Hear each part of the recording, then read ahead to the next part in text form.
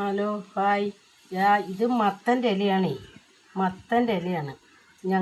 ഞാൻ പണിക്ക് പോയപ്പോൾ എല്ലാവരും പറഞ്ഞു മത്തൻ്റെ ഇല നല്ലതാണ്, ഉപ്പേരി വെക്കാൻ, തോരൻ വെക്കാനും ഉപ്പേരി വെക്കാനൊക്കെ നല്ലതാണെന്ന് പറഞ്ഞു.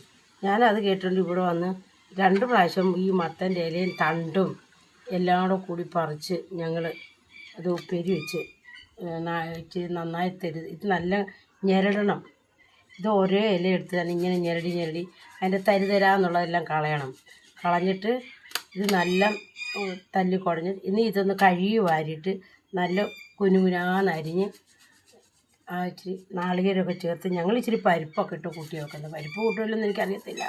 ഞങ്ങൾ പരിപ്പെല്ലാം കൂട്ടി ഇത് ഉപ്പേരി വെച്ച് കൊടുത്തപ്പോൾ കുട്ടികൾക്ക് നേരത്തെ ഇത് പരിപ്പ് ഒന്നും ഇല്ലാതെ ചെയ്തപ്പോൾ അവർക്കത് ഇഷ്ടപ്പെട്ടില്ല. ഇതിപ്പോൾ ഞാൻ ഇങ്ങനെ ചെയ്തപ്പോൾ മറ്റേ എല്ലാം പറിച്ച് എൻ്റെ കൂട്ടുകാരികൾക്ക് കൊണ്ട് കൊടുക്കുന്നത്. എനിക്ക് അതിനെപ്പറ്റി അറിയത്തില്ലായിരുന്നു.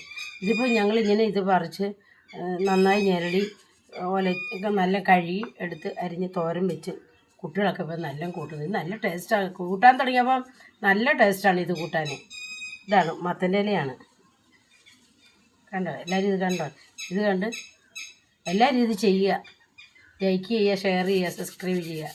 ശരി, താങ്ക് യു.